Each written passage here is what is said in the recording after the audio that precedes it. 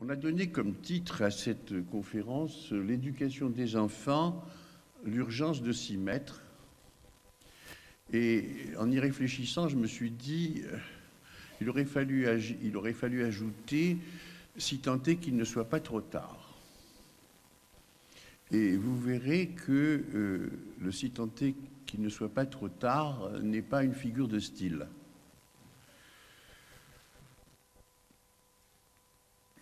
Quand on a fait mon portrait tout à l'heure, ce que l'on n'a pas dit très exactement, c'est que je suis un vieil homme et que je fais partie de cette génération de médecins qui, quand il prenait sa serviette le matin pour aller faire sa tournée de visite, était angoissé à l'idée des diagnostics terrifiants qu'il allait devoir poser. Moi, j'ai posé des diagnostics, il m'arrivait très régulièrement de rencontrer des poliomyélites, des tuberculoses, des méningites, de toutes ces cochonneries qui véritablement étaient menaçaient les enfants de mort. Mais les enfants que je rencontrais ressemblaient assez à l'enfant que j'avais été, et l'enfant que j'avais été ressemblait assez à l'enfant qu'avaient été aux enfants qu'avaient été mes parents ou mes grands-parents. À la fin de ma carrière, quand j'avais un enfant qui avait une diarrhée ou une bronchite, je me disais chouette, enfin un petit malade. Pour le reste, c'était un suivi banal et on venait chez moi avec des symptômes qui étaient préoccupants. Mais préoccupants pourquoi ? C'est un vendredi soir,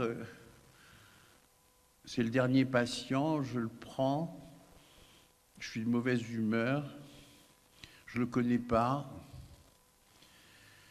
il a des cheveux blancs, un imperméable sale, des lunettes, je ne sais pas si c'est le grand-père ou le père, j'en sais rien. J'ai surtout pas envie de le voir et j'aimerais bien qu'il ne soit pas là. Mais je fais contre mauvaise fortune bon cœur et je l'introduis. Et le petit enfant, 5 ans, se précipite sur le pèse-personne et se met à sauter à pieds joints. J'ai à peine dit bonjour, entrez monsieur, le petit enfant va et saute à pieds joints. Et le monsieur va vite voir son enfant et lui dit « Tu sais mon chéri, c'est un pèse-personne, c'est un instrument fragile. Si tu sautes dessus, il va se casser, le docteur ne pourra plus... » Le petit enfant ne dit rien du tout, descend du pèse-personne, va aux côtés du pèse-bébé, il se met à secouer le pèse-bébé.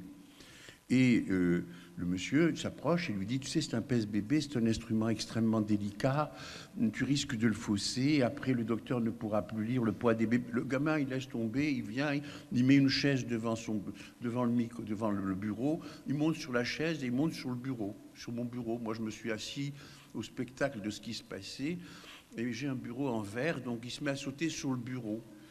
Et le père lui dit...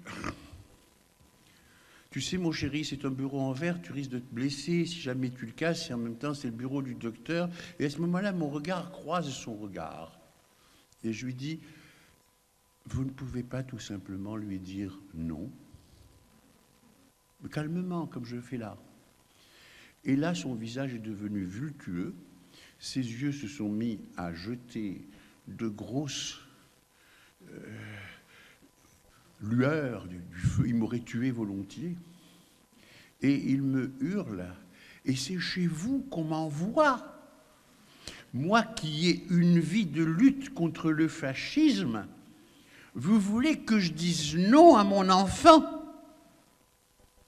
Et c'était tellement violent qu'au lieu de lui répondre sur le ton très professionnel, je le regarde avec vraiment une forme de rage et je lui dis « Mais dites-moi, monsieur, quelle explication lui donnerez-vous quand il vous dira qu'il a envie de coucher avec sa mère?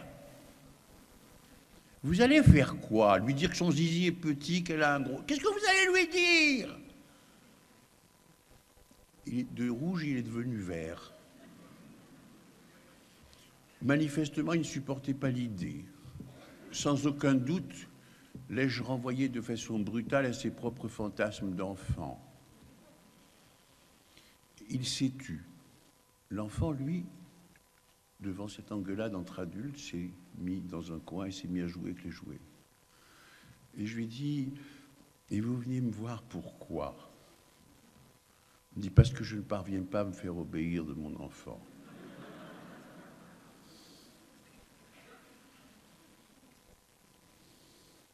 Comment est-ce qu'on peut être amené à produire une erreur pareille? Eh bien, il y a quantité de raisons. Mais si je prends le thème aujourd'hui de l'éducation, en disant à la fois l'extrême importance qu'elle doit revêtir et également mon scepticisme sur le fait qu'il me semble que c'est déjà trop tard, c'est parce que nous faisons une confusion considérable autour du terme d'éducation. Je ne sais pas ce qu'il en est en Belgique, mais en France, nous avons un ministère qui s'appelle ministère de l'Éducation nationale. Cette appellation est une simple hérésie. Quand ce ministère a été créé en 1834, il s'appelait ministère de l'Instruction publique, ce qui correspond parfaitement d'ailleurs à la vocation de ce ministère. En 1930, Édouard Herriot, qui était opposé aux écoles privées, a changé l'appellation du ministère pour l'appeler ministère de l'Éducation nationale. Et Pétain, pendant la guerre de 39-45, a repris le terme d'instruction publique, ce que n'a pas supporté De Gaulle, qui a restauré le terme d'éducation nationale. Ce terme d'éducation prête à confusion et il ne s'agit pas seulement d'un problème sémantique. Pourquoi? Parce que quand on regarde ce qu'il en est dans la Convention internationale des droits de l'enfant, il y a un article qui dit très, très clairement que tout enfant a droit à une éducation. Au lieu de dire à une instruction. Et ça fait quoi? Ça fait que dans mon cabinet, combien de fois ne suis-je pas intervenu auprès de parents aux enfants intenables? Et combien de fois ne me suis-je pas entendu répondre « Oh, mais docteur, ne vous inquiétez pas, il rentre à l'école en septembre et l'école va tout régler. » L'école n'a pas vocation à éduquer. L'école n'a pas vocation à éduquer pour une raison extrêmement simple, c'est que l'éducation, c'est du ressort des parents. Et seuls les parents sont capables de la donner et de la mener à bien. Encore faut-il qu'ils comprennent en quoi elle consiste. Le terme même de éducation dérive du terme dux ducis, qui veut dire le chef en latin, et en gros, éduquer, ça a comme sens conférer à un individu suffisamment de qualité pour qu'il puisse un jour devenir un chef.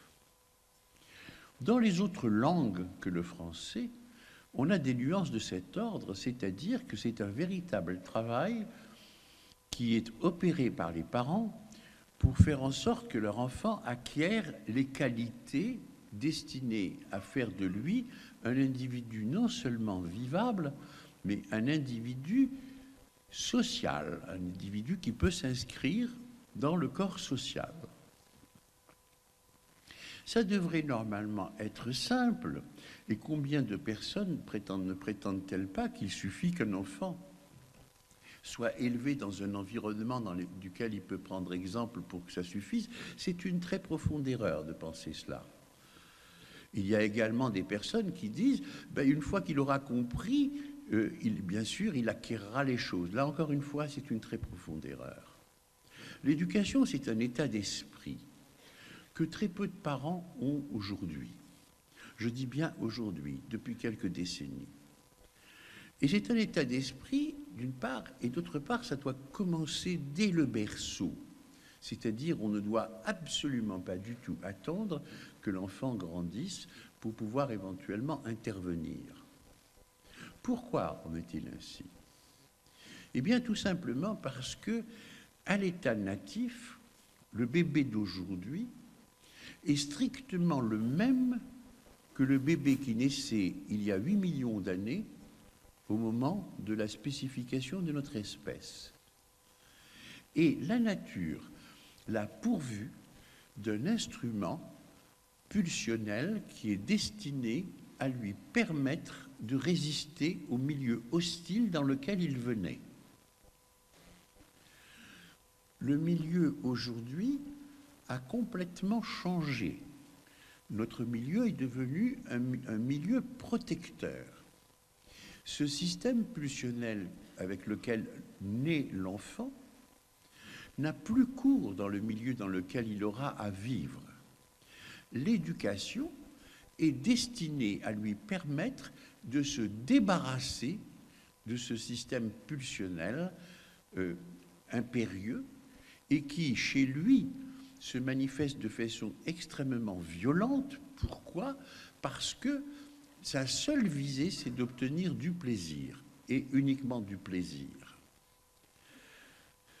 Quand on va chercher à à mettre en œuvre une éducation, on doit impérativement intervenir sur le système pulsionnel de l'enfant et le brider, c'est-à-dire ne pas satisfaire immédiatement la demande qu'il pose et bien entendu intervenir pour lui signaler qu'il y a un frein à sa demande et que sa demande va être examinée en quelque sorte. Là, nous nous trouvons devant quelque chose qui nécessite de comprendre comment ce petit enfant va évoluer face à un système qui est un système répressif. Il ne faut pas avoir peur des mots.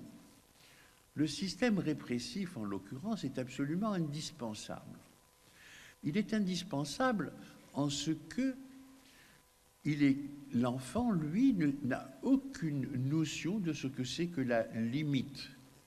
Et, mon Dieu, quand un enfant se met à pleurer ou hurler, un petit enfant, vous pouvez faire tout ce que vous voulez, de toutes les façons, lui dire « écoute, on ne pleure pas en public » ou bien « tu déranges les voisins ».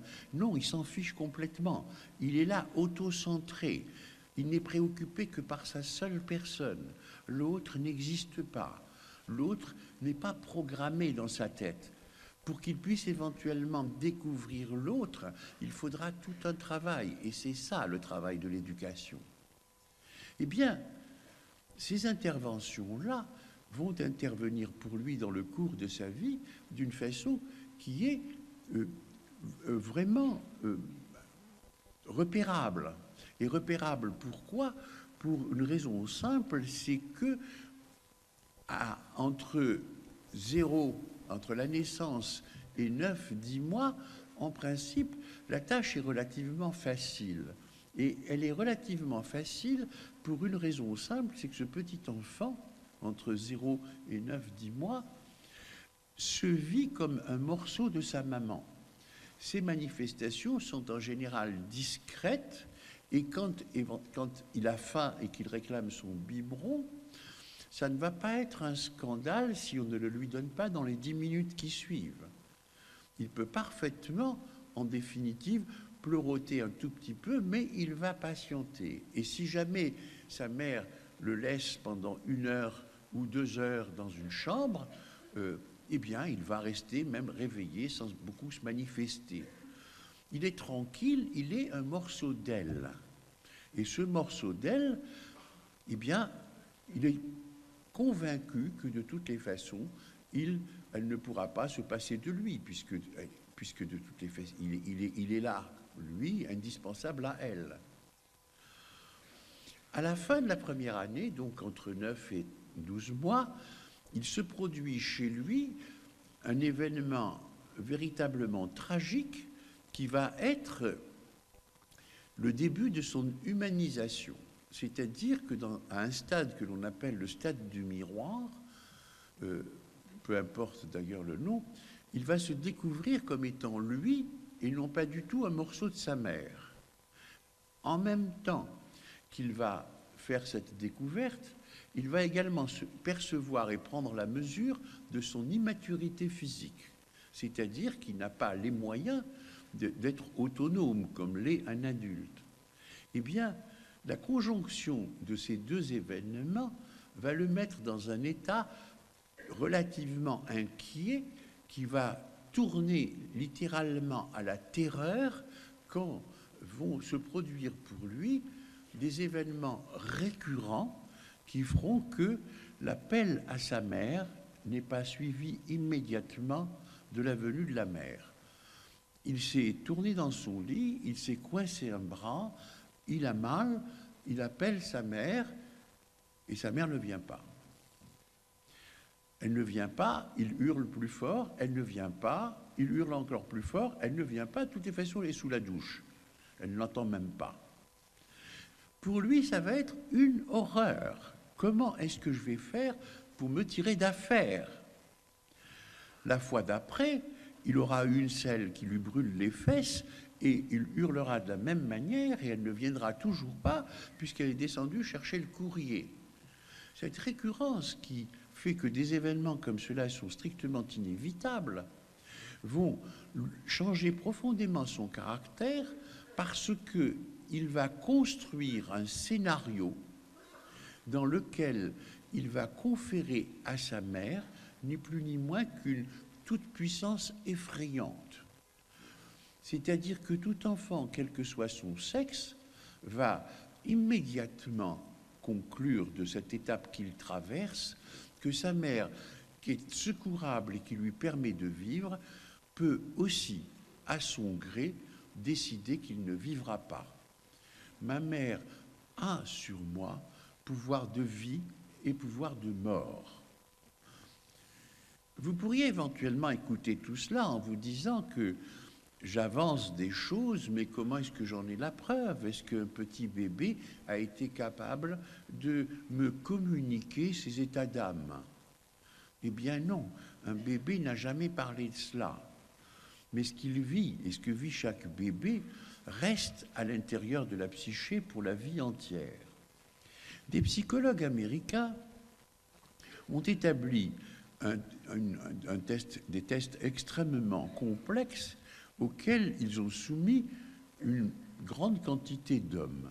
Et l'exploitation de ces tests est arrivée à la conclusion que 100% de l'échantillonnage des hommes en question avaient peur des femmes. Et on s'est demandé sur quoi ça pouvait éventuellement reposer. On a réfléchi et on s'est dit, eh bien, c'est simplement que c'est la peur de ce qui n'est pas, de ce que l'on ne perçoit pas ou que l'on ne sent pas comme étant soi, c'est la peur du différent. Et évidemment, on sait très bien que la peur du différent peut produire différents symptômes, comme par exemple le racisme, comme par exemple les préjugés, comme etc., etc. Et on a dit que le meilleur moyen de pouvoir le vérifier, c'est qu'on pourrait adapter ces tests aux femmes et faire passer ce test aux femmes. Et on a fait donc passer le test aux femmes en s'attendant à ce que les femmes aient également peur des hommes. Et ce qu'on a découvert, c'est que 100% des femmes ont peur des femmes. La seule explication que l'on peut éventuellement donner au fait que les femmes font peur aux hommes et aux femmes réside justement, et donne en quelque sorte, se trouve prouvant, éprouve le fait qu'à cet âge très tôt, on garde une trace de cette terreur que l'on a eue et qui persiste. Eh bien, ce petit bébé va continuer d'évoluer. Et quand il va continuer d'évoluer, vous savez, moi j'ai écrit à plusieurs reprises dans mes ouvrages que l'âge majeur de la métaphysique, c'est 0,3 ans. Vous voyez? les questions qui se posent de cet âge-là sont extraordinaires. Et la façon dont ça fonctionne à l'intérieur de la tête est également prodigieuse. Eh bien, il va se dire qu'il n'est pas question de se laisser faire. Le struggle for life, ça fait partie, si vous voulez, de la programmation de l'espèce, la lutte pour la vie.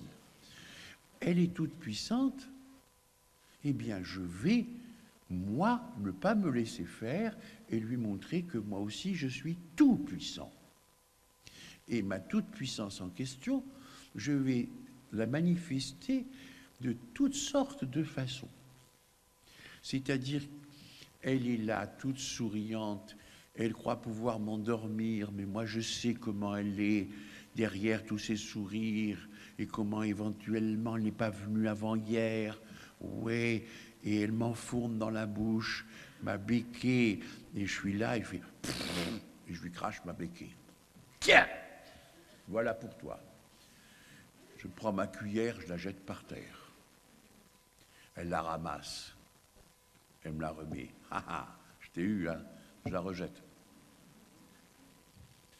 Elle la ramasse. Vas-y, et je vais commencer. Je vais recommencer. Et elle va la ramasser. Puis si ça ne suffit pas, au motif précisément que bon, ben, je suis maladroit, c'est l'assiette qui part. Et la purée par terre. Et le mieux, là où je me régale, mais alors là, vraiment, je sens que je l'épuise. C'est quand le soir, elle vient et qu'elle m'a mis dans mon lit et qu'elle me chante une petite chansonnette, elle me tire ma musiquette, elle allume la loupiote, et puis elle me dit de sa voix si douce, comme si j'allais me laisser prendre. Bonne nuit, mon chéri, ou bonne nuit, ma chérie. Et elle s'en va sur la pointe des pieds. Je la laisse aller. À peine arrivée à la porte.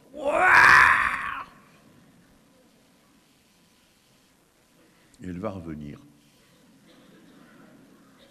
Qu'est-ce qui se passe, mon amour? Mais qu'est-ce qui se passe? Mais tu vois, tu t'es très bien. Rien, je fais celui qui bouge pas. Il faut qu'elle se rassure. Puis elle repart. Elle ouvre la porte prudemment. Elle hésite. Elle s'attend à ce que je crie. Non, je ne vais pas renouveler mon scénario. Au moment où elle referme, ça recommence. Et c'est 10 fois, 15 fois, 20 fois. C'est-à-dire, je l'ai à l'usure. Et c'est pas étonnant que je puisse éventuellement l'entendre dire au pédiatre. Vous savez, il m'arrive des fois, j'ai envie de le jeter par la fenêtre.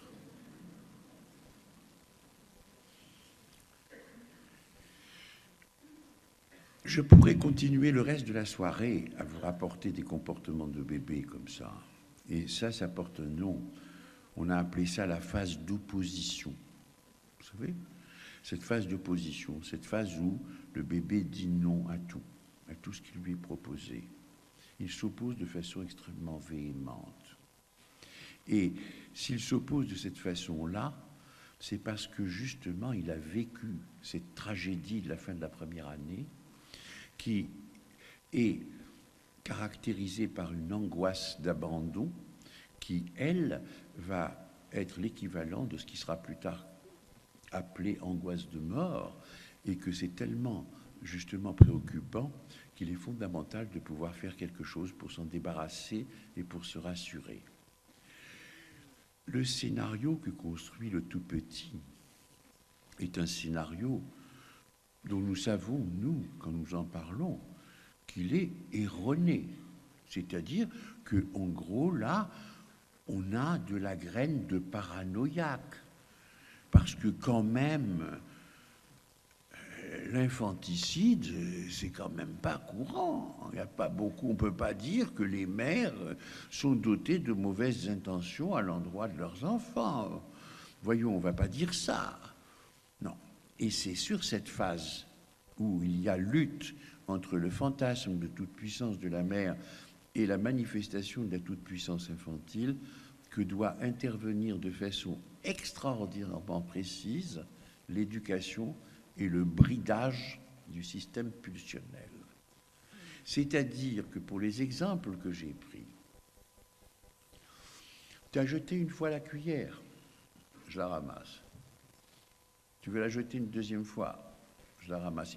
J'ai lu quelque part que c'était ta manière d'explorer l'espace. Ok, ok. Non, tu ne la jetteras pas une troisième fois. La cuillère, on l'enlève. Ah, ah, tu as mis la purée par terre. Mais mon chéri, la purée, elle est par terre. Il n'y en aura pas d'autre. Hop. Ah, je t'ai mis ta musiquette, je t'ai chanté ta chanson, je suis parti en te rassurant et tu pleures. C'est bien beau de dire que tu as peur. Je reviens vers toi et je te dis, mon chéri, tout va bien. Ma chérie, ou mon chéri, ma chérie, tout va bien. Tout ce dont tu as besoin est là. Maintenant, si tu veux pleurer, pleure. Moi, je ne reviendrai pas. Ça s'appelle une éducation. C'est-à-dire, ça s'appelle dire non à la toute-puissance de l'enfant et l'aider, grâce à cela, à corriger son scénario de départ totalement faux. Lui, au fil des non, va en quelque sorte apprendre à réprimer ses pulsions et à les refouler. Et petit à petit, il va devenir un individu qui va supporter l'absence, supporter la contrainte, supporter ceci, supporter cela. Le processus en question porte un nom technique. On appelle ça un processus de névrotisation. C'est-à-dire qu'on va conférer à cet enfant-là une structure psychique qui est une structure dite névrotique. Il faut comprendre ce que c'est qu'une structure. Une structure, si vous voulez, c'est, on a un carré 15 sur 15 dans un endroit et on bâtit une maison. On va bâtir cette maison et dans cette maison, il va y avoir un rez-de-chaussée et puis un premier étage. Et on va dessiner au rez-de-chaussée, disons, une cuisine, un séjour, une chambre d'amis et puis des toilettes. Et puis à l'étage, on va distribuer les chambres. Ça s'appelle une structure. Et cette structure-là, si vous voulez, va être habitable. La différence qu'il y a entre une structure névrotique et la maladie dite névrose, c'est que dans une structure névrotique comme celle-là, vont s'installer quantité de choses qui rendront cette structure strictement impossible à habiter. Pourquoi? Tout simplement parce que je viens avec ma femme et elle me dit, écoute, moi, le buffet Henri II de ma grand-mère, j'ai envie de le mettre là. Et je lui dis, et puis la table avec ses 8 chaises, moi aussi je vais la mettre là. Et moi je viens lui dire, écoute, tu mets ton buffet Henri II si tu veux, mais moi j'ai également un buffet, j'ai également une table. Au bout d'un moment, chacun de nous va mettre les choses parce que nous nous battons l'un contre l'autre, et à l'intérieur de cela, à l'intérieur de la structure, il n'y aura plus moyen de circuler ou simplement de vivre. Et là, ça donne donc la maladie. Mais la structure névrotique est un élément psychique qui met en place quelque chose qui signifie que le sujet névrotisé est un sujet qui accepte la frustration. C'est-à-dire, j'accepte de ne pas avoir satisfaction de tout ce que je demande ou que j'exige au nom de mon caprice. Quel est l'intérêt de la structure névrotique? C'est qu'elle permet à un individu névrotisé de nouer un lien social avec son voisin, qui lui aussi est capable de lui dire, moi aussi je supporte la frustration, donc nous allons partager les choses et nous n'allons pas chacun tirer la couverture à soi. L'acceptation de l'enfant de cette éducation se fait au moyen de 2 ingrédients compensatoires, c'est qu'il accepte éventuellement de refouler son système pulsionnel pour gagner l'amour de son parent. Ça va, je suis gentil, ça va, je suis gentil. Tu m'aimeras, tu m'aimeras, tu m'aimeras. Voilà, je vais gagner ton amour, tu vas être fier de moi, donc je fais l'effort de. Je vais apprendre l'effort, en quelque sorte, de la même manière. Et le deuxième élément qui intervient là-dedans, c'est que va naître à l'intérieur de la psyché de l'enfant un mécanisme que l'on appelle le fantasme. C'est-à-dire, je refoule quelque chose, une envie, que je ne peux pas satisfaire, eh bien, je dispose d'un mécanisme qui fait que je me dis, ben ouais, je l'ai satisfaite, je rêve que je l'ai satisfaite. Et déjà, de l'imaginer pouvoir la satisfaire, d'avoir ce fantasme, me procure un minimum de plaisir. Et c'est très important de comprendre que tous, autant que nous sommes ici, nous avons à l'intérieur de notre tête, justement, ce mécanisme fantasmatique. C'est-à-dire,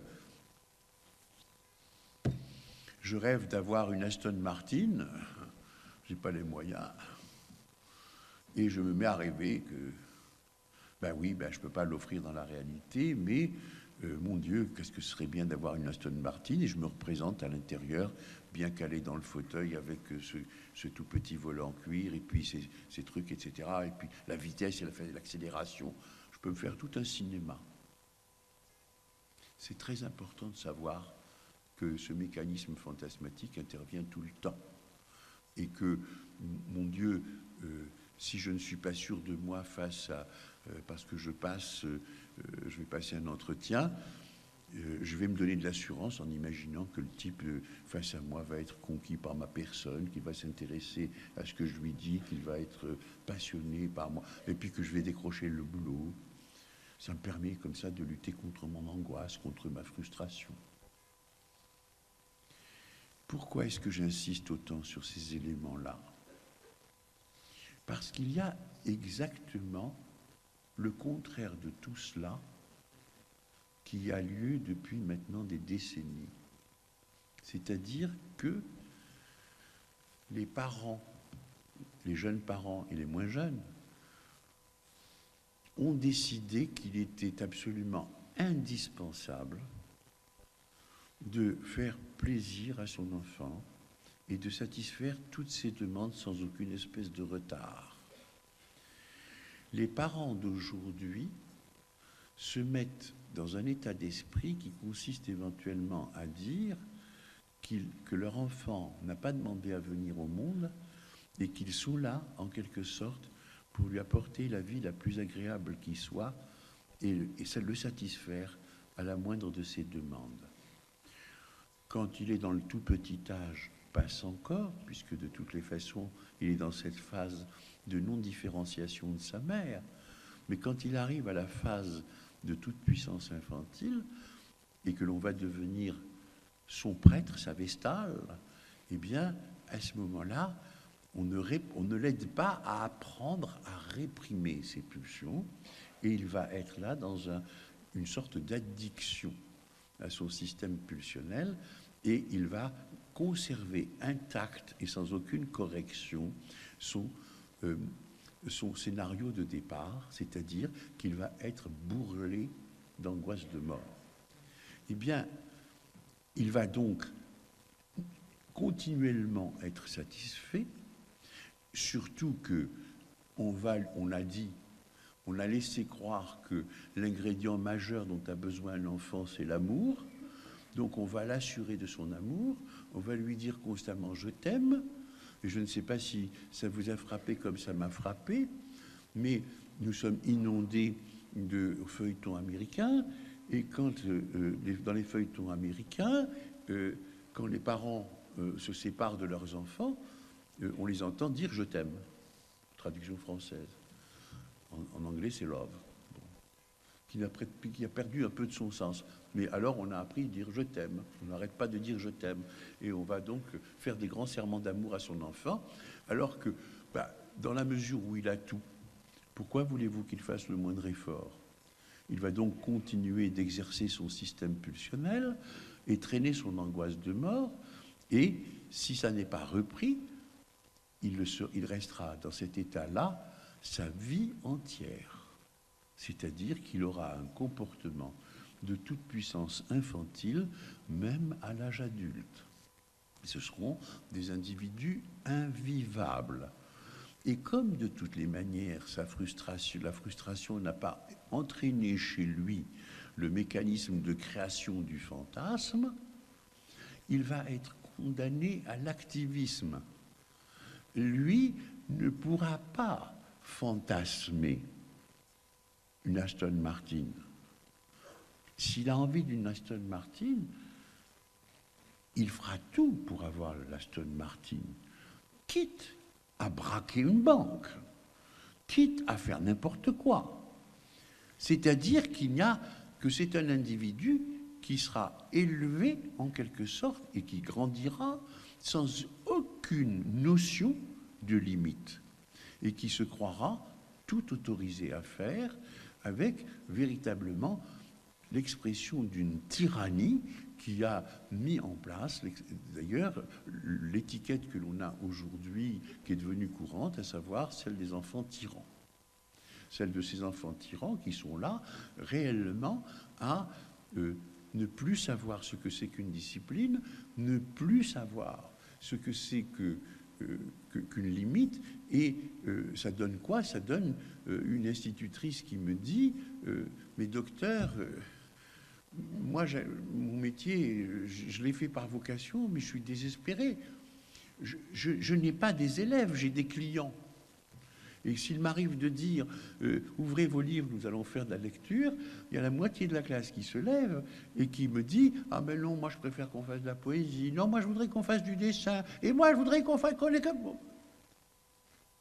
Et quand je me plains aux parents du comportement de leurs enfants, les parents me disent c'est vous qui n'avez pas d'autorité. Et une mère que j'avais convoquée parce que son enfant était particulièrement intenable est arrivée de façon extraordinairement violente et agressive me dire mon mari dirige une entreprise de 700 ouvriers, quand il a un problème avec son ouvrier, il ne convoque pas les parents de l'ouvrier. C'est-à-dire qu'il y a là quelque chose qui est véritablement une sorte d'alliance entre parents et enfants, et les parents ne donnent jamais tort à leur enfant. Ça traîne maintenant depuis des décennies. C'est pour cela aussi que je disais, si tant est qu'il soit encore temps. Or, le si tant est qu'il soit encore temps, ça veut dire que nos individus non névrotisés se sont multipliés de façon considérable. Or, quand ils ne sont pas névrotisés, ils ne peuvent pas faire du lien social. C'est eux d'abord, l'autre n'existe pas, et l'autre, s'il existe, ça devient simplement qu'un instrument, un individu exploitable, celui dont on peut éventuellement tirer parti, si tant est qu'il ait quelque chose d'intéressant. Et cette addiction, en quelque sorte, au plaisir, est en train d'empoisonner littéralement les repères habituels que nous avions dans nos sociétés. Ça n'est pas un effet de hasard que toute l'Europe occidentale puisse éventuellement noter que le niveau scolaire des individus s'est singulièrement abaissé. Vous savez, j'ai pris la décision d'écrire mon livre sur l'éducation un soir où je dînais chez mon éditeur avec ce que j'appelle des grosses têtes, des technocrates extrêmement importants. Et c'était juste après l'élection présidentielle qui a amené Sarkozy. Eh bien, les gens qui étaient là discutaient de l'avenir de la recherche française. Ils notaient que la recherche française avait 20 ans de retard sur les leaders et qu'il faudrait 20 ans pour rattraper ce retard. Et donc, ils étaient en train de débattre des différentes mesures à mettre en place pour que ce retard soit rattrapé. Et je les écoutais aligner des chiffres, aligner tout ce qu'ils pouvaient éventuellement dicter. Et puis, je suis resté stupéfait. Et j'ai dit à un moment, mais vous savez, si vous ne faites rien d'autre que de mettre en place des éléments pour améliorer les scores de la recherche. Dans 20 ans, vous n'aurez plus personne pour faire de la recherche. Parce que pour pouvoir faire des chercheurs, encore faut-il qu'il y ait quelque chose au niveau scolaire, aussi bien dans l'école élémentaire que dans l'école secondaire, qui puisse produire des individus suffisamment performants pour se lancer dans la recherche. Or, et là, les enseignants, aussi bien, il m'est arrivé de faire des conférences dans les milieux enseignants belges, aussi bien du côté belge que du côté français, on est extrêmement préoccupé du fait qu'il y a une baisse du niveau scolaire et une forme de démission des enfants. Enfin, les enfants, si vous voulez, n'ont plus du tout les mêmes résultats. Pourquoi? Parce qu'ils ont quelque chose qui bloque, ou en tout cas qui leur rend l'idée d'effort totalement étrangère. Et pourquoi voulez-vous qu'effectivement ils fassent des efforts, puisque de toutes les manières, tout leur est apporté, mâché et déjà prédigéré avant même qu'ils s'expriment. Cette manière de gâter l'enfant n'est pas survenue par hasard. Elle est survenue, je date de façon précise parce que j'étais déjà adulte à l'époque, je dirais que la période charnière dans laquelle elle s'est faite, de façon très claire en France, mais à 1 ou 2 années près, à peu près partout dans les pays industrialisés, c'est 1968. En France, 1968 a été caricatural et en particulier poussé à l'extrême avec 2 mots d'ordre extrêmement précis qui étaient tout de suite et il est interdit d'interdire. C'est-à-dire que à l'époque, et ça a pris des ampleurs considérables, c'était une manifestation de toute puissance infantile et de rejet de ce qui était en quelque sorte les effets répressifs de ce que l'on appelait jusque-là le patriarcat. Et ça nous amène à devoir impérativement nous intéresser à la structure familiale qu'il y a au-dessus de l'enfant. Quand je disais que les enfants que je recevais il y a maintenant 45 ans étaient les mêmes que l'enfant que j'avais été et que l'enfant qu'avaient été mes propres parents, je disais qu'il y avait une notion tout à fait précise, c'était que les parents d'un enfant s'appelaient une mère et un père, qu'ils étaient de sexes différents et qu'ils avaient des statuts différents. Dans la plupart des pays européens, la notion de chef de famille existait et était dévolue au père. Pas dans les pays européens, mais aussi ailleurs. Je veux dire que partout, en quelque sorte, dans un couple, il était décidé que c'était le père qui était chef de famille. Cette notion de chef de famille, qui évidemment est aujourd'hui balayée, mérite d'être prise en considération et d'être interrogée sur le pourquoi on en a été là. Alors évidemment, à partir du moment où on a tenu ces discours depuis 1968, on est là en quelque sorte dans une forme de rejet de tout ce qui est hiérarchie et autorité. La démocratie, c'est le modèle le meilleur qui soit, l'égalité pour tous. On ne sait pas assez que le terme démocratie, en grec, était un terme péjoratif, comme si on estimait que précisément il fallait que le peuple puisse avoir pouvoir était dangereux. Mais peu importe. Aujourd'hui, le terme a beaucoup plus de valeur et de sens. Mais au motif que précisément il faut de la démocratie, on a décidé qu'il n'y avait plus de chef de famille. Et là, on a commis probablement la pire erreur qui ait été faite dans l'histoire de l'espèce. Je ne suis pas en train de dire qu'il faut restaurer quoi que ce soit. Je ne me fais pas d'illusions. Le droit et les dispositions légales ont un effet cliqué. Mais la cellule familiale d'aujourd'hui est une cellule faite de ce qu'on pourrait appeler de homoparents, au sens le plus strict du terme, c'est-à-dire de deux parents à statut légal identique, sans aucune espèce de différence. C'est-à-dire qu'il y a un père et une mère, on les appelle encore comme ça, mais dans leur comportement et dans leur manière d'être considérés, nous avons une mère et un individu qui a été instamment invité depuis maintenant à peu près 30 à 40 ans à se muer en mère bis. Et j'ai assisté à cette mutation et j'entendais, je voyais combien de fois des couples arrivaient et le père me déclarait « Je suis un nouveau père ». Ça veut dire que je peux donner le biberon, changer les couches, descendre la poubelle, faire des choses comme ça. Enfin, un nouveau père. Quand il était nouveau père, c'était déjà acceptable. Mais quand il venait dire « Docteur, c'est quand que vous arrêtez le sein ? Parce qu'elle prend un avantage sur moi, là. Moi, j'ai pas de sein. Alors, qu'est-ce qu'on peut faire pour recréer une égalité ? Ou bien alors, docteur, c'est quand que la science aura fait suffisamment de progrès pour qu'on tire au sort celui qui débutera la grossesse ?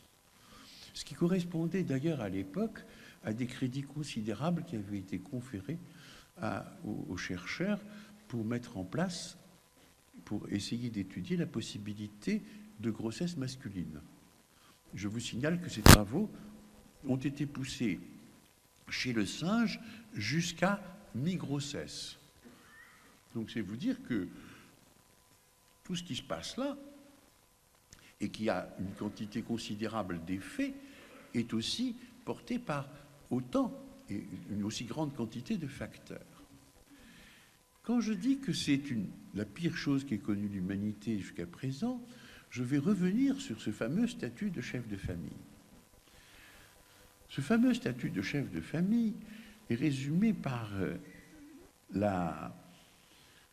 une parole que m'a adressée un jour un auditeur, un vieillard, j'étais beaucoup plus jeune que maintenant, et lui était beaucoup plus vieux que moi.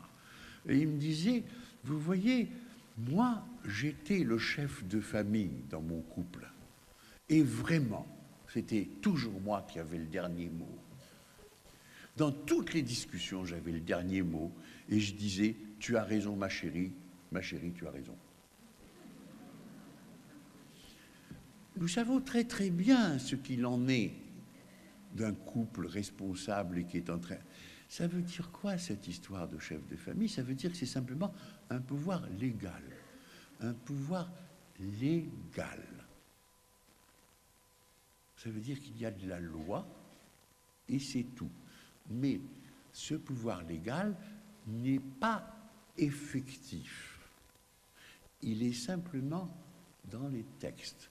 C'est-à-dire que quand on dit d'un père qu'il est chef de famille, ça veut dire qu'il est soutenu par leur environnement social. De quand cela date-t-il ? Est-ce que c'est un héritage de la civilisation romaine ou est-ce que ça remonte beaucoup plus haut ? Là, ça vaut la peine d'aller faire un petit saut du côté de l'histoire de l'espèce. Tout à l'heure, je vous ai dit, ça a 8 millions d'années, notre espèce. Très difficile de se représenter ce que sont 8 millions d'années. Et pour moi, en tout cas, c'est difficile, si bien que j'ai raisonné en termes de 24 heures. J'ai transformé les 8 millions en 24 heures pour une échelle, pour apprécier les échelles. Dans ces 24 heures, notre ère chrétienne représente les 22 dernières secondes. Vous voyez, c'est pour vous donner un élément d'échelle. Eh bien, ces faits-là qui datent depuis donc de 0 heure à 24 heures, pendant 24 heures sur 24, nous avons toujours eu une mère identique à elle-même. Une mère identique à elle-même en ce que elle porte les enfants des deux sexes, elle les met au monde. Et depuis 1970, nous savons qu'elles laissent sur leur cerveau sensoriel physique, c'est-à-dire dans la matière qui est à l'intérieur du crâne, une trace indélébile. Et toute notre vie, nous gardons cette trace en nous. Depuis 1970, nous savons qu'un tout petit bébé, quand il vient au monde, est capable de reconnaître l'odeur de sa mère, de l'odeur de toute autre femme, mais il est capable de reconnaître aussi bien le goût des aliments qu'elle apprécie, la manière de toucher, la manière de porter, sa voix. Et alors même que ses yeux n'ont jamais vu dans l'obscurité utérine, comme les organes des sens sont reliés entre eux, il lui suffit de 8 heures en présence de sa mère pour pouvoir la reconnaître sur photo. C'est vous dire donc que cette trace est véritablement là, conférant à la mère de l'enfant, avec l'enfant, une potentialité de communication extraordinaire que chacun connaît et que chacun a expérimenté pour lui-même, aussi bien en tant que parent qu'en tant qu'enfant, avec sa propre mère. Il est arrivé quand, le père?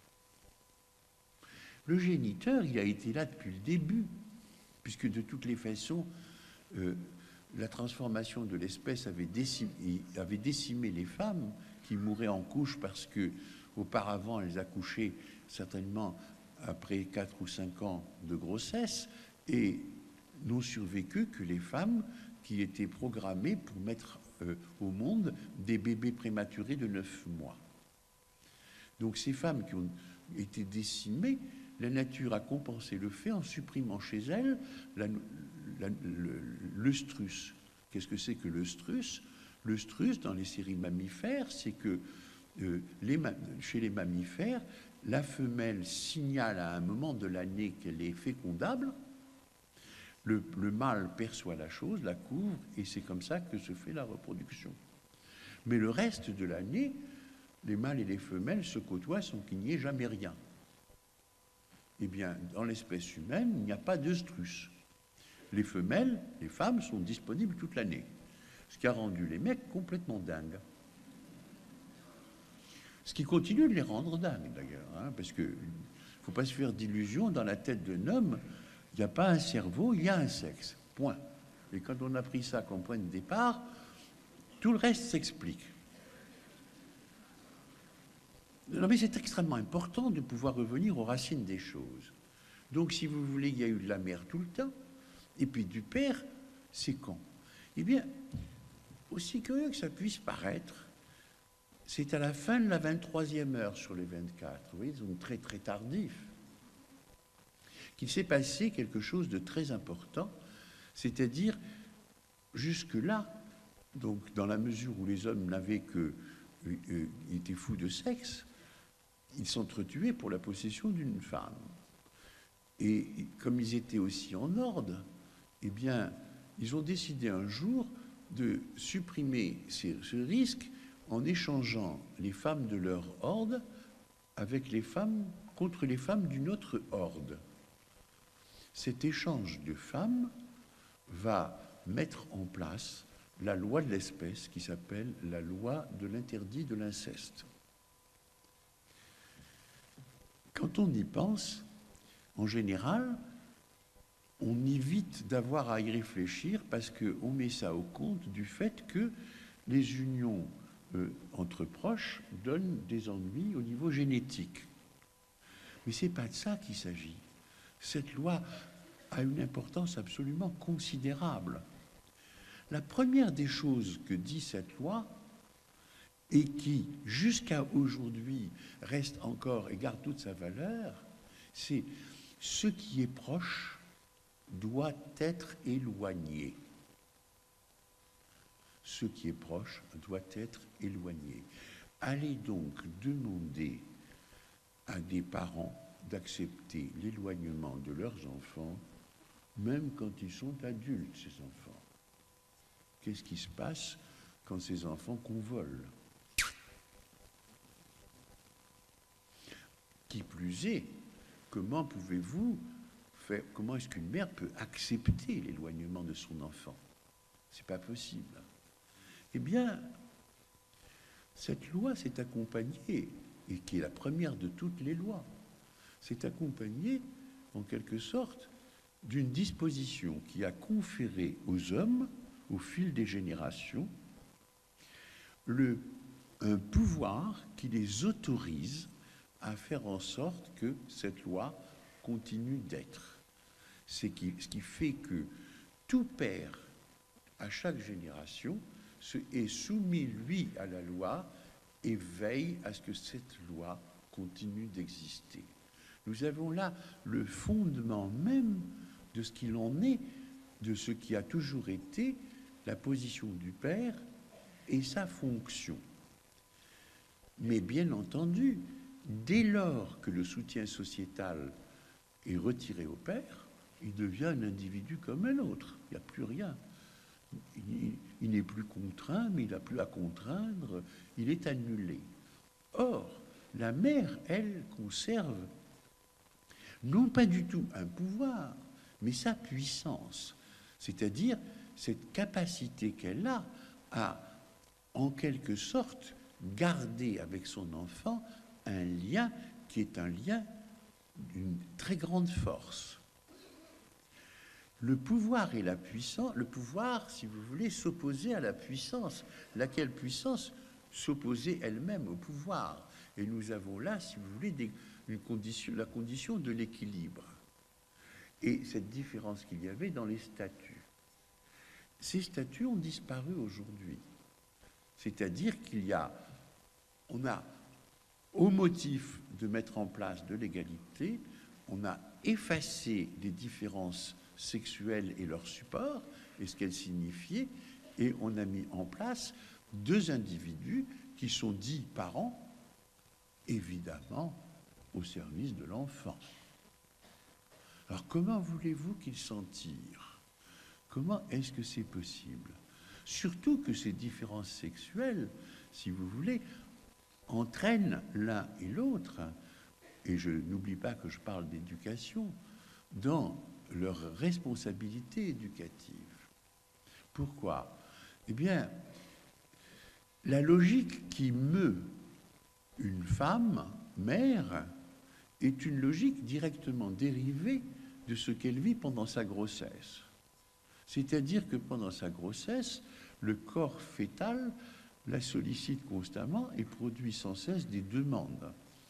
Le corps fœtal est en train de grandir et grossir, c'est comme une maison qui se bâtit, on a besoin de matériaux, et le corps fœtal envoie des signaux disant j'ai besoin de protéines, j'ai besoin d'enzymes, j'ai besoin de sucre, j'ai besoin de lipides, j'ai besoin d'acides, etc., etc. Et le corps le fournit.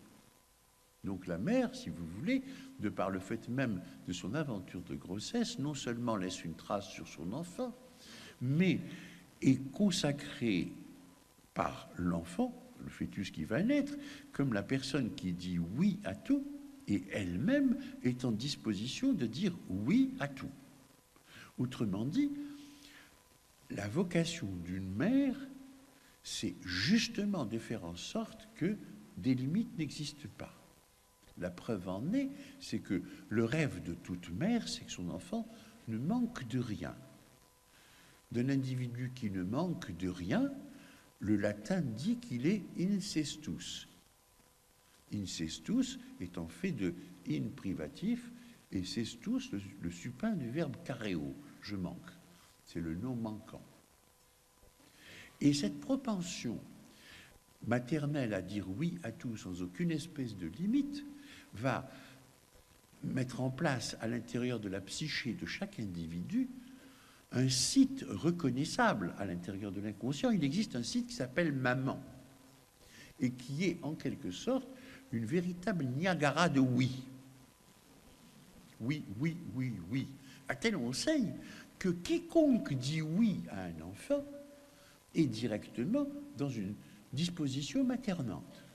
C'est-à-dire que l'enfant verse la satisfaction du fait qu'on lui a dit oui au compte de sa maman, même quand c'est papa qui dit oui, n'est-ce pas?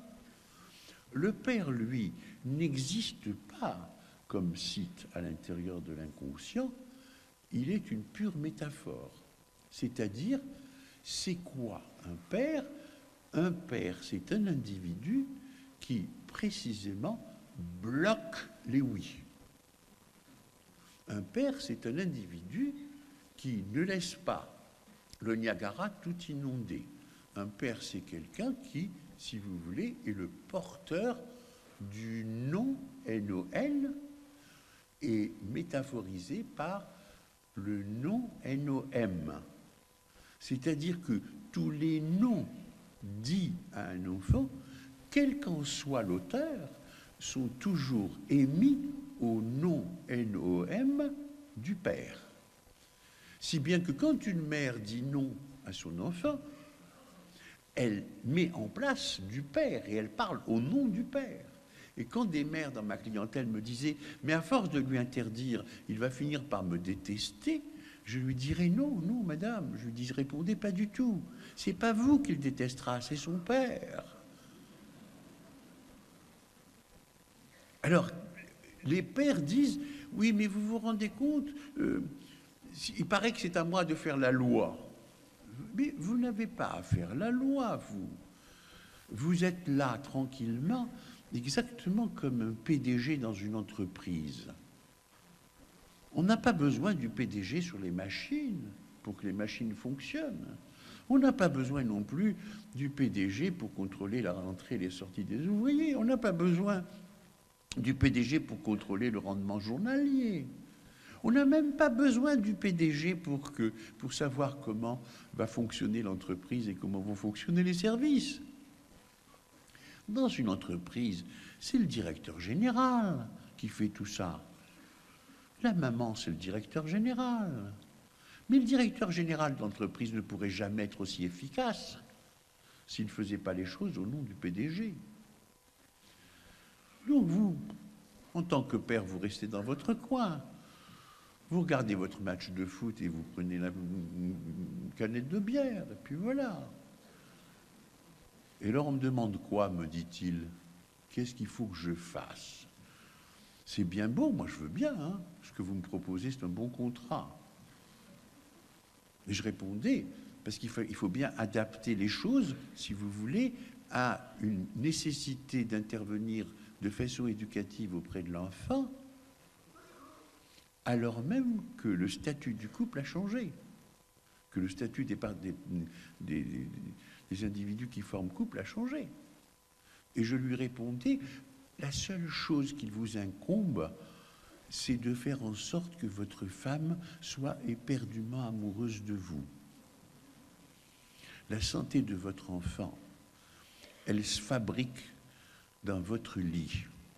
Et il vous appartient de faire en sorte qu'elle ait très envie d'aller au lit. Pourquoi? Eh bien, tout simplement parce que quand le père restitue à la mère de l'enfant son statut de femme, il frustre déjà énormément l'enfant en lui retirant la toute disponibilité de la mère. Le problème que l'on rencontre aujourd'hui, c'est que dès lors qu'il n'y a plus du tout aucune contrainte autour du couple, ses statuts, et que chacun, en quelque sorte, manifeste le désir de n'en faire qu'à sa tête et qu'à ce qui lui convient, qu'il ne faut pas se forcer, qu'il ne faut pas qu'il y ait d'hiérarchie, qu'il ne faut pas qu'il y ait d'effort. C'est le mot d'ordre de toute la société. Ce qu'on rencontre le plus fréquemment, c'est une forme de réticence féminine à rejoindre le lit. Ça donne des tableaux extraordinaires. Je veux dire que ils sont arrivés avec leur bébé de 4 mois que je vois depuis le premier mois. C'est un matin de printemps, il fait beau, il fait chaud, il y a du soleil. Et elle est belle. Mais elle est belle à damner. Et je peux la décrire, je la revois. Vous voyez? Elle a des cheveux très, très, très bruns, coupés à la Louise Brooks. plein de taches de rousseur, un nez mutin, et comme elle allait, elle a une poitrine magnifique. Et allez donc, en plus, ne pas la regarder quand elle s'est mise ce qu'on appelle un séroil. Vous savez, ces pantalons très moulants, faits de toile, de type toile à matelas, avec des rayures en longueur qui lui font une croupe que je ne peux pas ne pas regarder, même en mon vieil âge libidineux, en levant les yeux, je l'ai devant moi, elle me tourne le dos, elle défait son bébé. Et lui, il fait une gueule. Mais une gueule. Je me dis, merde, il m'a vu la regarder. C'est jamais. La consultation se termine et puis on est là, en face. Elle a son petit garçon dans les bras. Et comme il fait toujours la gueule, je lui dis, il y a quelque chose qui ne va pas, monsieur? Il me dit, ben, vous n'avez qu'à lui demander. Ah oui, c'est quoi? Qu'est-ce qui ne va pas? Ah ben, je ne sais pas, moi, vous n'avez qu'à lui demander. On ne va pas jouer longtemps comme ça, au ping-pong. Il y a quelque chose qui ne va pas, je sens qu'il y a quelque chose qui ne va pas. Chacun hausser les épaules, et là, je mets les pieds dans le plat, comme je le fais très, très, très fréquemment, et de façon pratiquement systématique, dans les premiers mois de la vie d'un couple, d'un enfant, et je dis, vous en êtes où dans votre vie conjugale? Et le monsieur, d'un seul coup, lève la tête et me dit, vous avez tapé juste. Oui. Et elle, indifférente, tourne la tête. Et je vais encore plus loin, je m'autorise de mon statut de médecin, et je dis, vous avez eu vos rapports sexuels la dernière fois quand? Il me dit, quand elle a appris sa grossesse. Alors je me tourne vers elle et je lui dis, vous n'avez pas repris vos rapports sexuels, madame? Et elle me dit, docteur, je ne peux pas. Si jamais je fais ça, j'ai l'impression de le trahir, lui, me désignant son enfant. Alors là, je suis encore aussi intervenu en médecin. Je me suis adressé à elle, je lui ai dit, mais vous vous rendez compte un peu votre cruauté, madame? Si vous étiez un boudin, passe encore.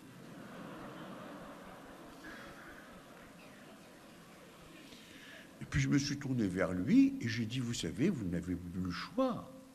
Violez-la.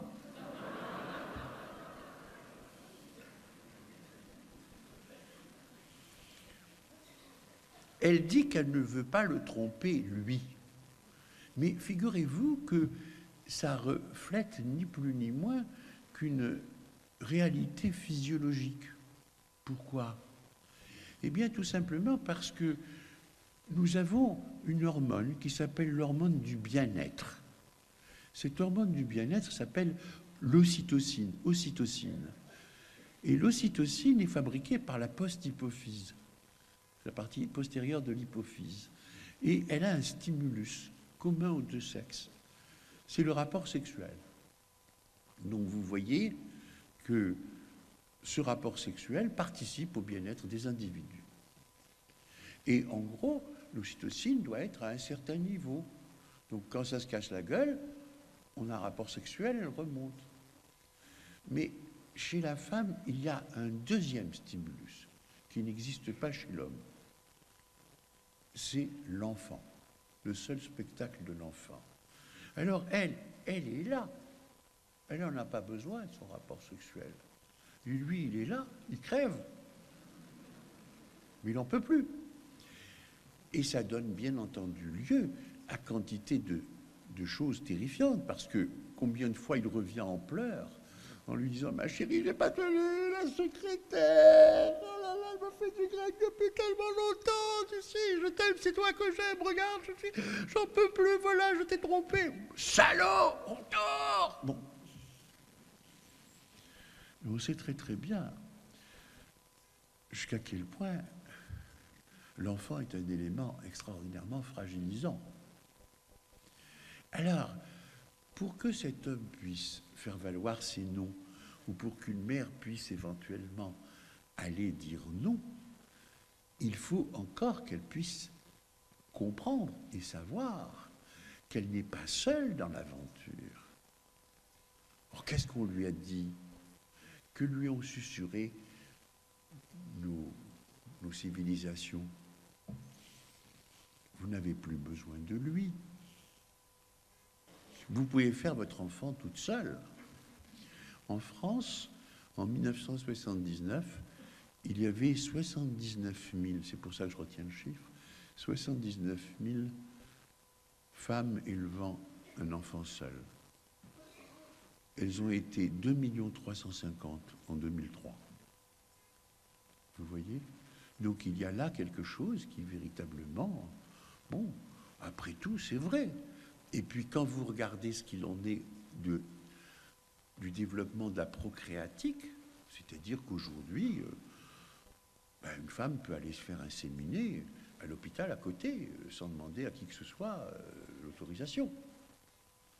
Et puis, comme elle travaille, on est là dans quelque chose qui a fait que la manière dont était perçue l'existence humaine, avec une famille comme première école du lien social, est entièrement bouleversée. Ça ne signifie pas pour autant que le petit enfant soit, lui, capable de devenir un être social s'il ne reçoit pas d'éducation. Nous sommes là dans quelque chose d'extraordinairement précis. C'est-à-dire, cette éducation doit impérativement intervenir parce qu'elle est nécessaire à tout individu qui a l'intention d'un jour de vivre dans une société pour pouvoir s'inscrire dans cette société. Et sans cette éducation, il n'y a rien de possible. C'est donc un état d'esprit. Quand une éducation est bien menée et qu'effectivement on est intervenu avec suffisamment de tendresse, mais de détermination auprès de l'enfant pour bloquer ses caprices, en général, les choses sont résolues aux alentours de 3 ans et demi. Mais il arrive quelquefois que rien ne soit fait. Est-ce que ça signifie que ça n'est pas rattrapable? C'est rattrapable. C'est toujours rattrapable. Enfin, c'est rattrapable jusqu'à la prépuberté. C'est rattrapable à partir du moment où on décide d'un changement de stratégie et qu'on met en place une série de mesures destinées à produire ces éléments limitants. Quand j'exerçais mon métier en cabinet, j'avais toujours dans mon tiroir une feuille comme celle-là pour expliquer l'importance des limites. Et je disais aux parents, vous n'avez qu'à imaginer que l'existence, c'est un pont à traverser au-dessus du vide avec un bandeau sur les yeux. Imaginez que le pont soit ainsi fait. Vous voyez? Imaginez-le comme ça. Voilà. Cet enfant qui part de là, quelle que soit la direction qu'il prend, va à un moment ou à un autre rencontrer le vide. Et faisant cette expérience, il ne va plus bouger. Il va rester sur place et exiger que tout lui vienne. Même quand il grandit, il ne bougera pas de là. Il décidera que les autres sont ses esclaves, les autres sont à son service, les autres doivent tout faire pour lui. Et nous connaissons des individus autour de nous ainsi. Et il sera là dans une angoisse de mort abominable. Imaginez que, au lieu que le pont soit ainsi fait, on mette des parapets. Vous voyez? Et le pont aurait ce profil. Vous voyez, il y a des parapets. Quelle que soit la direction que prend l'enfant, il se heurte à un parapet. Au bout d'un certain nombre d'expériences, il sait qu'il existe des parapets et il va filer tout droit et avancer. De temps en temps, il s'arrêtera pour tester le parapet, c'est-à-dire le secouer pour voir s'il tient le coup. Et quand il verra qu'il tient le coup, il continuera. Alors c'est pour cela que cette histoire de limite me fait dire, de la façon, et je reprends le terme qui a été dit tout à l'heure, si vous élevez votre enfant démocrate, c'est-à-dire que vous dites simplement qu'il est un être humain comme vous et qu'il est comme vous, qu'il a droit comme vous aux explications, vous allez en faire plus tard un fasciste. Pourquoi? Parce que vous viendrez le persuader que les choses lui sont dues. Mais si en revanche, vous l'élevez de façon autoritaire, et non pas autoritariste, mais en étant déterminé, quand vous donnez un ordre, à ce que cet ordre soit suivi, eh bien, plus tard, vous en ferez un individu qui, justement, laissera place aux autres et permettra aux autres d'exister et devenir, lui, alors un vrai démocrate. C'est par là que ça passe. Maintenant, si nous regardons un peu plus loin, en nous payant en quelque sorte une petite récréation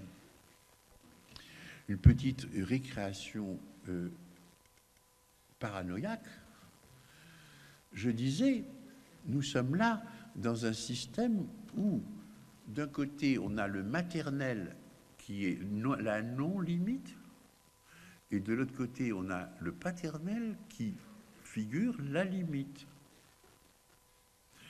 Ça a tenu le coup comme ça jusqu'à une période extrêmement récente. Et tout à l'heure, j'ai dit, elle a pris son caractère caricatural en France en mai 68. Le tout de suite, et il est interdit d'interdire, c'est à la fois un message du type toute puissance infantile, j'exige tout, et en même temps quelque chose qui fait appel à la propension maternelle. C'est-à-dire, nous ne voulons plus de papa, nous ne voulons que du maman. D'accord ? Il ne faut pas que nous nous méprenions. Quand je tiens ce type de langage, je ne suis pas en train de dire que du maman c'est nocif et du papa c'est bon. Je dis du papa seul c'est catastrophique.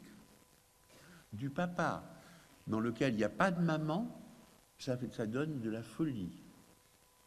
De la maman sans qu'il y ait de papa, ça donne de la folie douce, mais ça donne de la folie aussi. Il est fondamental qu'il y ait là et qu'il y ait un système équilibré. Mais qu'a-t-on fait ? On est intervenu de différentes manières, et en particulier les mouvements dits progressistes. Il faut absolument supprimer les hiérarchies, il faut que tout le monde soit égal, etc. Les mouvements progressistes ont lutté contre le côté limite. Et petit à petit, effectivement, ils ont remporté un brin de victoire et la non-limite l'a emporté. Mais qui a tiré le bénéfice de la non-limite ? Les flux financiers. Et notre crise de 2008 est directement la conséquence de ces mouvements qui se sont focalisés autour de la famille. On a fait de la dette et on ne sait plus comment la rembourser. Et quand on parle, je ne sais pas si vous avez suivi l'affaire, mais depuis 2008, on est en train de parler de moralisation de la finance, on est en train de dénoncer la dérégulation, on fait quoi? Ça veut dire quoi? Ça veut dire précisément que on assiste impuissant à cet excès de non-limite, c'est-à-dire à la disparition de la limite. Et si aujourd'hui, et en France on va avoir des semaines intéressantes quand elles vont venir, on va assister à quoi? On va assister à ce que tous les candidats vont faire de formidables promesses. C'est-à-dire, ils vont ni plus ni moins que chatouiller les fantasmes des individus névrotisés, en leur disant, si vous m'élisez, je vous ferai ceci, je vous ferai cela.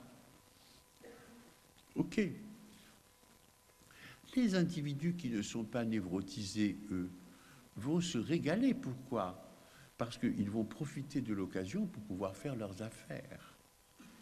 Et ces individus qui ne sont pas névrotisés sont des individus qui ont comme faculté de fasciner les névrotisés, puisque celui qui manie, celui qui fait usage du fantasme se trouve en face de quelqu'un qui, lui, y va directement et fait ce qu'il a ce qu'il a l'intention de faire en allant jusqu'au bout. Si bien que cette fascination va entraîner des adhésions.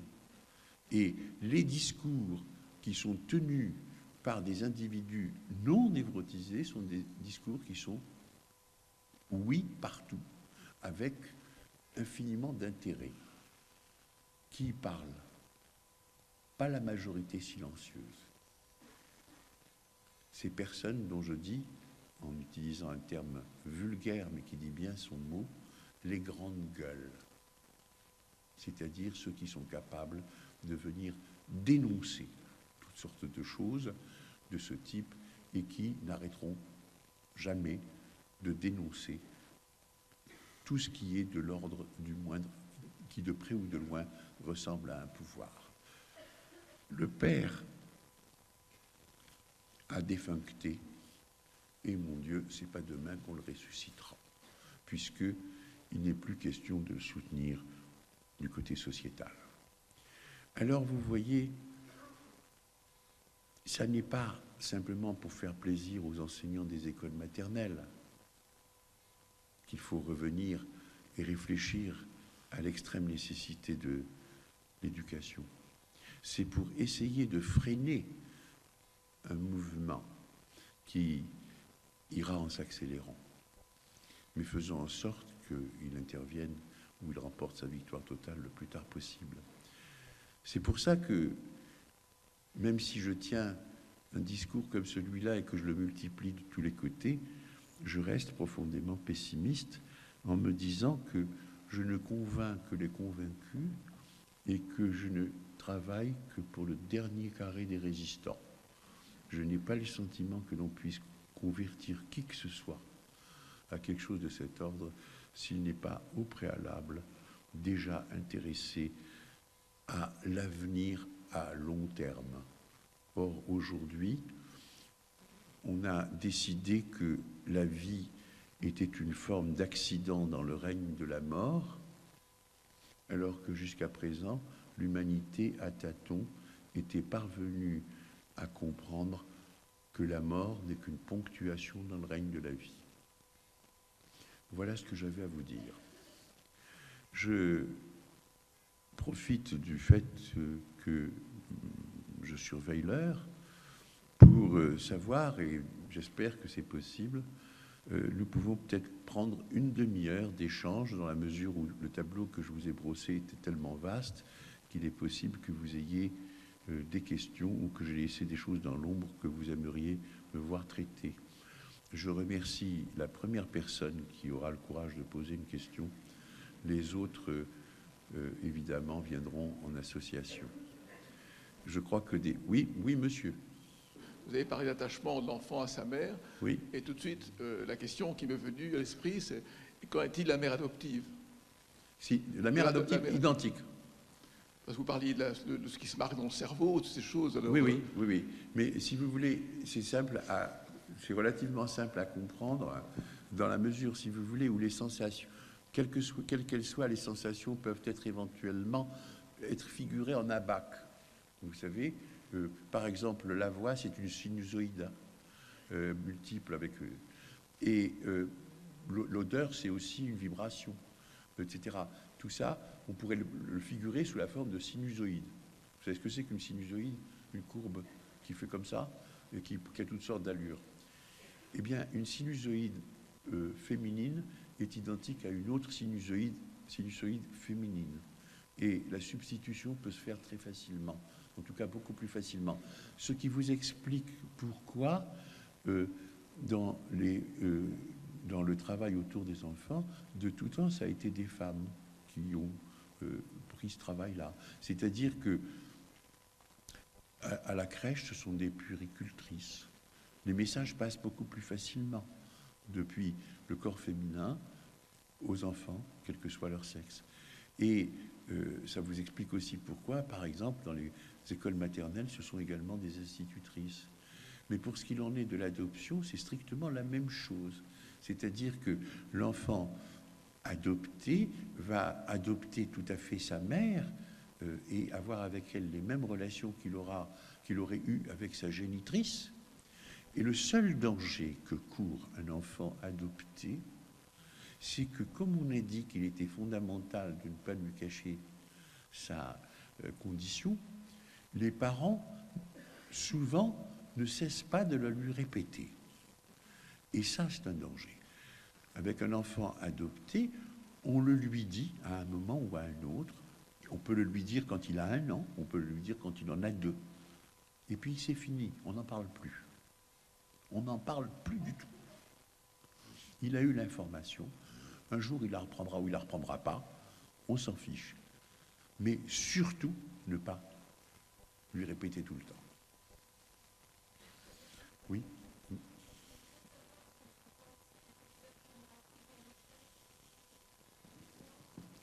Allô, est-ce que vous pouvez Oui, parler? on parle de l'hébergement égalitaire. Je suppose c'est ce que vous appelez hébergement égalitaire, ce qu'en France on appelle la garde alternée. Oui.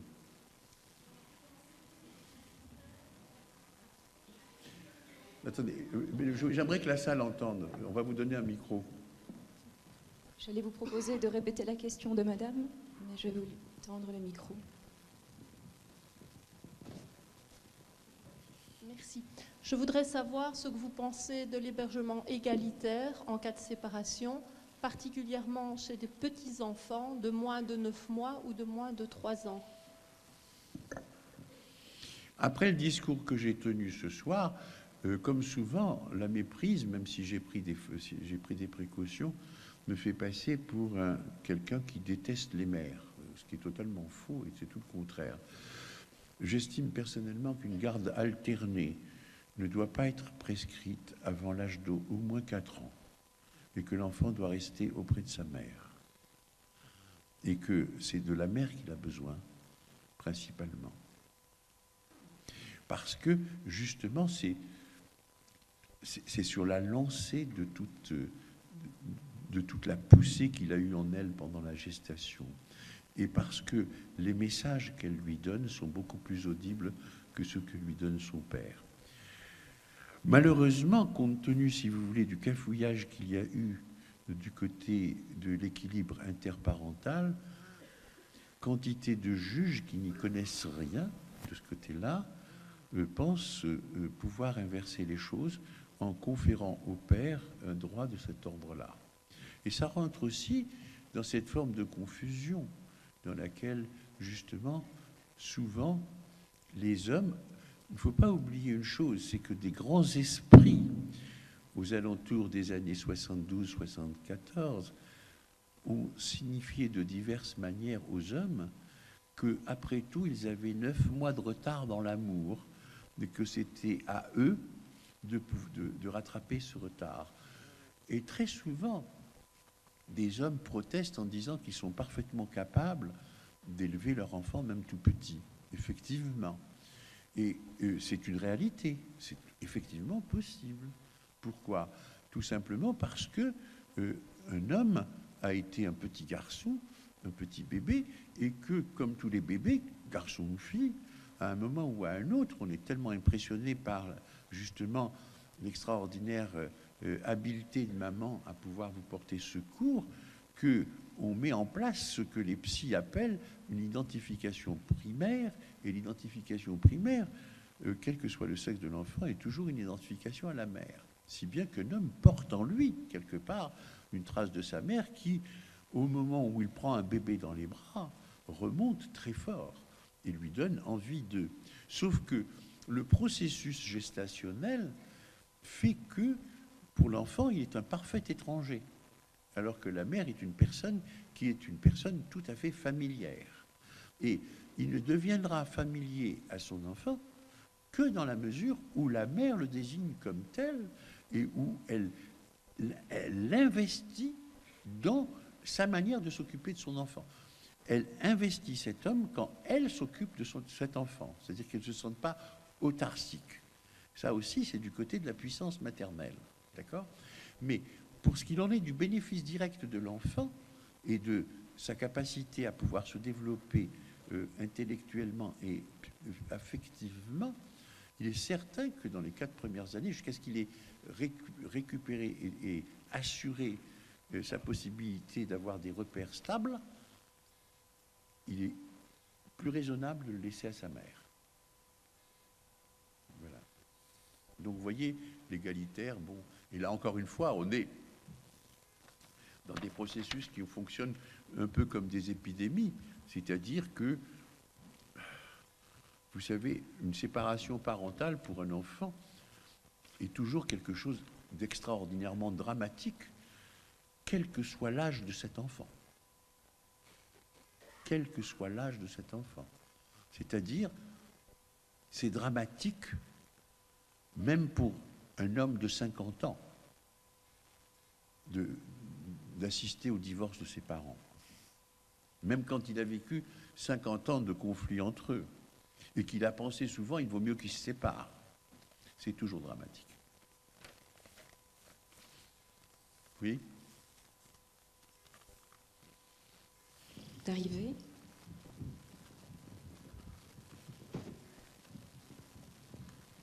Je fais du sport grâce à vous, Monsieur Naouri. Merci.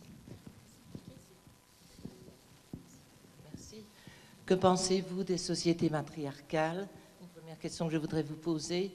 Et une autre question concernant les couples homosexuels. Que faut-il mettre en place? Que faut-il mettre en place pour justement retrouver ces deux rôles du père et de la mère?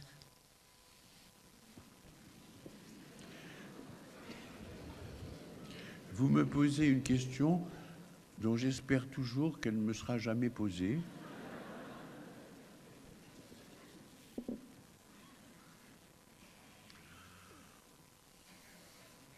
Quand vous dites société matriarcale, vous savez qu'il en existe très peu à la surface du globe. Il y a les Nuyen en Chine, qui fonctionnent ainsi, en Chine méridionale. Je ne suis pas sûr du tout que ça fonctionne différemment. C'est-à-dire que si le pouvoir social chez les Nuer appartient aux femmes, le fait même qu'il y ait exercice de pouvoir extraordinairement dur, et beaucoup plus dur que le pouvoir masculin, met en place de la loi. Et l'essentiel, enfin en tout cas dans ce qu'on peut observer, et je ne suis pas anthropologue ayant étudié ces populations, j'ai simplement vu un jour un film du voyage d'un juge itinérant en Chine et la façon dont, arrivant dans ces régions-là, ils avaient repéré un délinquant. Et la manière dont cette société de femmes, qui avait sa police, qui avait, etc., a réussi à arrêter le délinquant et à le livrer au juge. Je n'en sais pas plus. Je crois que on pourrait peut-être parler de l'effet, par exemple, de la multiplication des familles monoparentales que les femmes peuvent développer. J'ai eu beaucoup de mères seules dans ma clientèle et je dois dire que on ne doit jamais insulter l'avenir et les enfants de mères seules ne sont pas condamnés à devenir des enfants tordus. Le seul problème que l'on rencontre, c'est que l'enfant d'une mère seule, quand il deviendra adulte, et au passage générationnel, aura énormément de difficultés, quand c'est un garçon, à rester avec une femme à laquelle il fera un enfant, et quand c'est une fille, elle aura énormément de mal à rester avec un homme qui a fait un enfant. Si bien que c'est au passage, c'est l'institution familiale qui, de ce côté-là, est attaquée non pas dans le court terme ou dans le terme, mais dans le long terme. Les effets vont aller du côté du long terme. La question des des couples homosexuels est une question extraordinairement délicate. Je n'en ai pas l'expérience personnelle du côté masculin. Je n'ai l'expérience que du côté féminin. J'ai suivi dans ma carrière 5 couples de femmes ayant procréé. Et là, encore une fois aussi, mon expérience est limitée dans la mesure où ces 5 femmes ont procréé de façon naturelle. C'est-à-dire qu'elles n'ont pas été séminées. Elles ont eu des rapports sexuels avec des hommes, et dès que l'une a été enceinte, on a arrêté ça. Si demain il devait y avoir une loi quelconque pour interdire aux femmes homosexuelles de procréer, je serais sûrement le premier à manifester contre cette loi, au nom du fait qu'on n'a pas le droit d'empêcher une femme de tirer de son corps toutes ses potentialités. Dans la mesure où précisément elle est capable de procréer et qu'elle veuille procréer, pourquoi le lui interdire? Le devenir des enfants, si vous voulez, va être un enfant, cet enfant-là aura 2 mamans. Il n'aura pas de papa. Mais le propre de la fonction paternelle, comme je l'expliquais tout à l'heure, c'est que tout ce qui dit non fabrique le minimum de fonction paternelle, enfin, fabrique de la fonction paternelle. Si bien que l'environnement conférera à l'enfant le minimum de fonctions paternelles pour ne pas qu'il soit psychotique. Ça ne veut pas dire pour autant que ça lui permettra à cet enfant de vivre facilement les étapes de son identification sexuelle, de son identité sexuelle. Et là, on rejoint le problème des homosexuels masculins et de leur demande d'adoption. Les hommes homosexuels ont une sexualité qui tourne le dos à la procréation. Et à cet égard, ils veulent, on pourrait dire qu'ils veulent le beurre et l'argent du beurre. C'est-à-dire que je tourne le dos, mais je veux avoir quand même le droit. Je veux quand même obtenir le bénéfice. On est là dans quelque chose de comparable à la toute-puissance infantile dont je parlais tout à l'heure. C'est-à-dire, c'est moi qui... La loi, c'est moi. Et s'il y a de la loi, je la contourne. Alors, faire adopter des enfants par des couples homosexuels, c'est en gros conférer à des enfants 2 parents du même sexe, et c'est pratiquement se livrer chez eux, sur ces enfants-là, à de l'expérimentation sur vivant. De l'expérimentation sur... Quand je dis c'est se livrer à l'expérimentation sur vivant, c'est parce que quand j'interroge mes collègues psychanalystes autour de ce problème, combien d'entre eux me disent « nous n'avons pas assez de recul ». Autrement dit, laissons faire les dégâts et on verra après comment éventuellement y réfléchir. Un enfant, justement, va, dans ce cas-là, ne pas avoir 2 mamans. Il va avoir 2 individus qui n'ont pas de statut, qui ne sont pas des mamans, dans la mesure où, tout à l'heure, je parlais de sinusoïdes. Il n'y a pas de caractère absolument féminin dans leur attitude. Il n'y a pas quelque chose qui rappellerait le monde du terrain. Et il n'y a pas non plus, il peut y avoir du papa, mais comme dans tous les interdits, par la manifestation des interdits. Mais le problème qui se posera sera le problème autour de l'identité sexuelle, qui rejoint celui du couple homosexuel féminin. Et de ce côté-là, l'identification sexuelle d'un enfant n'est pas quelque chose de simple. D'ailleurs, c'est tellement peu quelque chose de simple qu'autour de ça, on a fabriqué la théorie des genres. Ce n'est pas quelque chose de simple, c'est quelque chose qui a trait à un dispositif anatomique et physiologique. Et ce dispositif anatomique et physiologique, extrêmement intéressant dans les cas limites, parce que, vous savez, on a des pathologies organiques comme ce qu'on appelle le testicule féminisant, comme ce qu'on appelle le Klinefelter, comme ce qu'on appelle toutes ces anomalies-là. On n'en tient pas suffisamment compte pour comprendre ces faits-là, et pourtant elles sont pleines d'enseignements.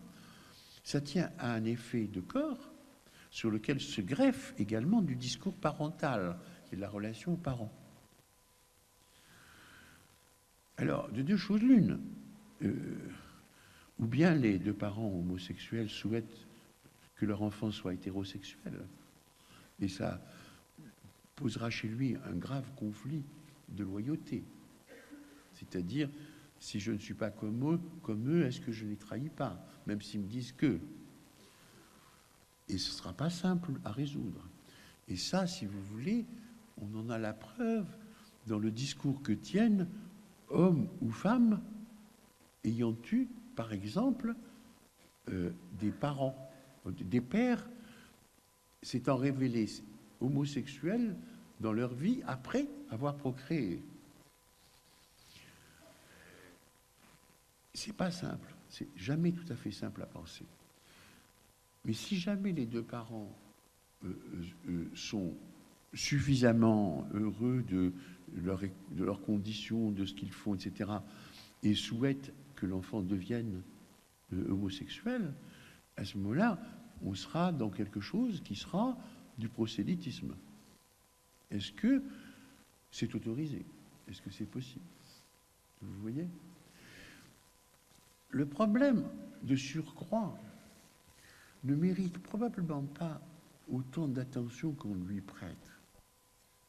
Pour une raison extrêmement simple, c'est que le désir d'adoption par les homosexuels masculins ou le désir d'enfant par les femmes, les homosexuelles féminines, est le fait d'une part infime de la communauté homosexuelle. L'écrasante majorité de la communauté homosexuelle n'a strictement rien à faire de ces problèmes-là. Vous voyez?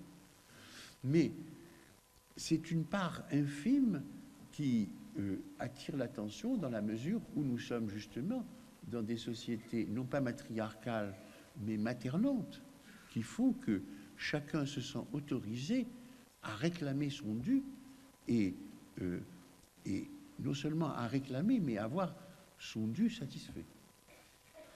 Donc ça pose de très très gros problèmes.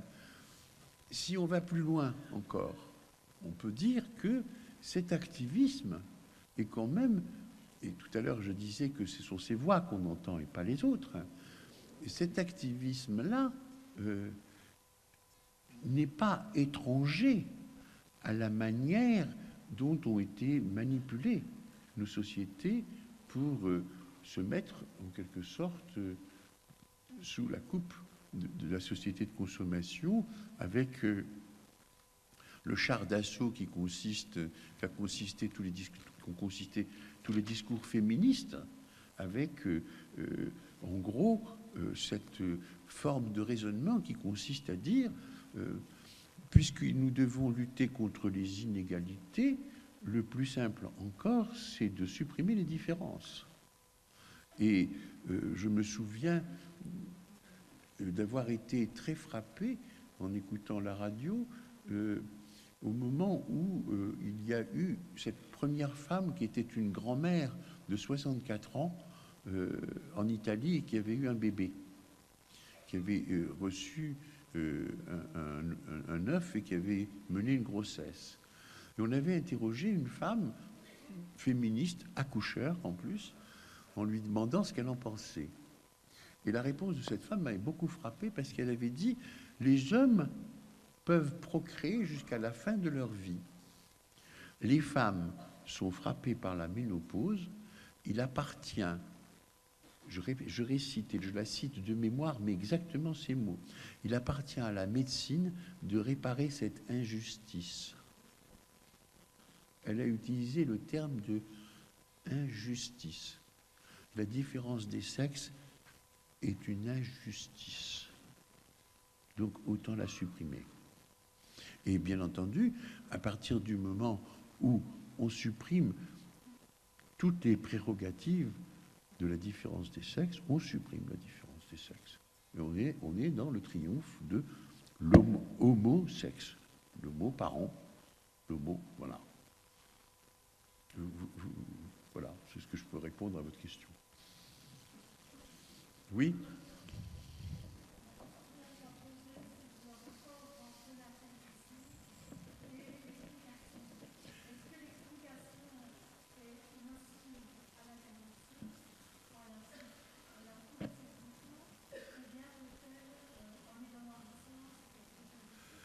Ce sera la dernière question, si vous le permettez, excusez-moi. Oui, d'accord. Votre question est extrêmement intéressante et elle me montre que j'ai laissé de côté quelque chose.